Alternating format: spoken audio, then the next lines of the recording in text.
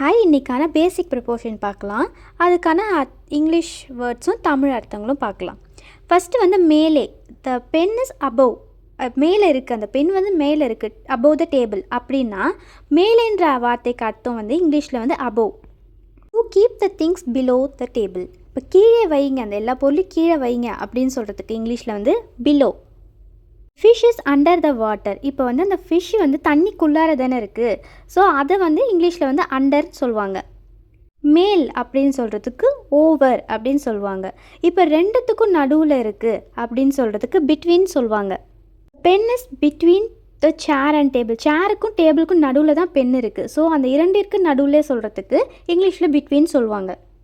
பலரிடையே, இப்போ பலர் பேர் கொண்டது அப்படின்னு சொல்கிறதுக்கு பலரிடையே அப்படி சொல்கிறதுக்கு அம்மாவங்கன்னு சொல்லிட்டு இங்கிலீஷில் சொல்லுவாங்க. பின்னால் இருக்குது, அந்த பின்னால் இருக்கிற வார்த்தைக்கு இங்கிலீஷில் வந்து பிஹைண்டுன்னு சொல்லுவாங்க. முன்னாடி தான் இருக்குது அந்த அப்படின்னு சொல்கிற வார்த்தைக்கு இன் ஃப்ரண்ட் ஆஃப் அப்படின்னு சொல்லணும். இஸ் நியர் டு மீ, என்கிட்ட அருகில் தான் ரொம்ப இருக்குது, அந்த அருகில் சொல்கிறதுக்கு இங்கிலீஷில் நியர்னு சொல்லணும்.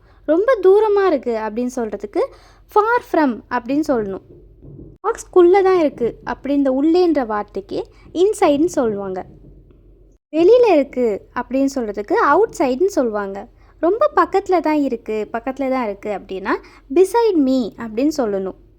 அடுத்தது அப்படின்னு சொல்கிறதுக்கு நெக்ஸ்ட் டு அப்படின்னு இங்கிலீஷில் சொல்லணும்.